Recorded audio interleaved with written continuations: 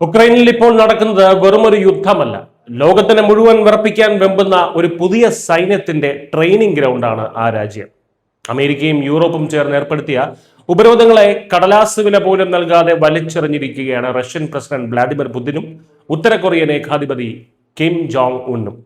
പാശ്ചാത്യ ലോകത്തിന് എട്ടിന്റെ പണി കൊടുത്ത ഈ വമ്പൻ സഖ്യം ശരിക്കും ഉറക്കം കെടുത്തിയിരിക്കുന്നത് അമേരിക്കയെ മാത്രമല്ല, ലോകം മുഴുവൻ നിയന്ത്രിക്കാമെന്ന് കരുതിയ സാക്ഷാൽ ഷീ ജിൻപിങ്ങിനെയുമാണ്. സ്വന്തം സുഹൃത്ത് പിടിവിട്ടു പോകുന്നതിന്റെ ഭയത്തിലാണ് ഇപ്പോൾ ചൈന. കഴിഞ്ഞ ജൂണിൽ റഷ്യയും ഉത്തര കൊറിയയും തമ്മിൽ ഒപ്പുവെച്ച സൈനിക കരാറാണ് ശീതയുദ്ധത്തിന് ശേഷമുള്ള ഏറ്റവും വലിയ ഭൗമരാഷ്ട്രീയ മാറ്റത്തിന് വഴിയൊരുക്കിയിരിക്കുന്നത്. പടക്കോപ്പുകൾ തീർന്ന് വലഞ്ഞ റഷ്യയ്ക്ക് താങ്ങായി 1.5 കോടിയിലധികം ആർട്ടിലറി ഷെല്ലുകളും 100-ലധികം ബാലിസ്റ്റിക് മിസൈലുമാണ് കിം ജോങ് ഉൻ നൽകിയത്. എന്നാൽ അതിലും ഞെട്ടിക്കുന്നത് റഷ്യൻ സൈന്യത്തിനൊപ്പം ചേർന്ന് ഉക്രൈനിൽ ചോര ചിന്താൻ 15,000-ഓളം ഉത്തര കൊറിയൻ പട്ടാളക്കാരെയാണ് കിം ജോങ് ഉൻ കുർസ്ക് മേഖലയിലേക്ക് അയച്ചിരിക്കുന്നത്. യുദ്ധം കാരണം റഷ്യയിലുണ്ടായ തൊഴിലാളി ക്ഷാമം പരിഹരിക്കാൻ 30,000 കൊറിയൻ തൊഴിലാളികളും റഷ്യയിലെത്തിക്കഴിഞ്ഞു. കുഴിബോംബുകൾ നീക്കം ചെയ്യുന്നത് മുതൽ നേരിട്ടുള്ള ആക്രമണങ്ങളിൽ വരെ ഇപ്പോൾ ഉത്തര കൊറിയൻ സൈന്യത്തിന്റെ സജീവ സാന്നിധ്യമുണ്ട്. 1953 കൊറിയൻ യുദ്ധത്തിന് ശേഷം വലിയൊരു യുദ്ധപരിചയം ഉത്തര കൊറിയൻ സൈന്യത്തിന് ഉണ്ടായിരുന്നില്ല. എന്നാൽ ഉക്രൈനിലെ പോരാട്ടത്തിലൂടെ ആധുനിക യുദ്ധമുറകൾ, ഡ്രോൺ ആക്രമണങ്ങൾ, പാശ്ചാത്യ ആയുധങ്ങളെ നേരിടാനുള്ള തന്ത്രങ്ങൾ എന്നിവ നേരിട്ട് പഠിക്കാനുള്ള സുവർണ അവസരമാണ് കിം ജോങ് ഉൻ സ്വന്തം സൈന്യത്തിൽ നേടിക്കൊടുക്കുന്നത്. ഇത് വെറുതെ കിട്ടുന്നതല്ല.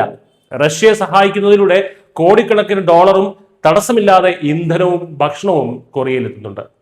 അതിലുപരി ഉത്തര കൊറിയയുടെ ആണവ ഉപഗ്രഹ പ്രോഗ്രാമുകൾക്കും ഭൂഖണ്ഡാന്തര മിസൈൽ സാങ്കേതിക വിദ്യയ്ക്കും ആവശ്യമായ ഏറ്റവും അത്യാധുനികമായിട്ടുള്ള റഷ്യൻ സാങ്കേതിക വിദ്യയാണ് പുതിൻ കിമ്മിന് കൈമാറുന്നത്.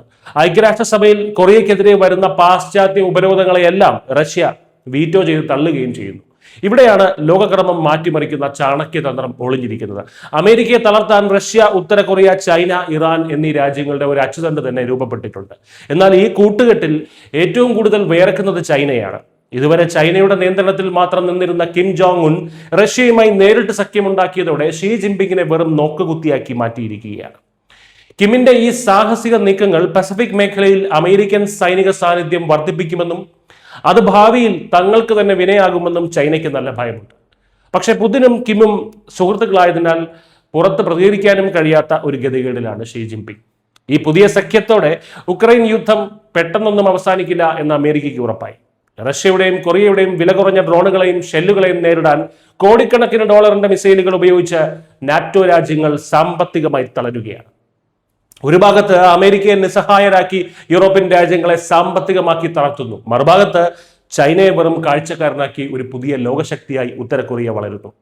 അക്ഷരാർത്ഥത്തിൽ ലോകത്തിന്റെ അധികാര സമവാക്യങ്ങളെ മുഴുവൻ തിരുത്തി എഴുതുന്ന പുതിൻ കിം സഖ്യത്തിന്റെ തന്ത്രപരമായ നീക്കങ്ങളാണ് ഇപ്പോൾ ലോകരാജ്യങ്ങൾ ഉറ്റുനോക്കുന്നത്. News desk Malayalam.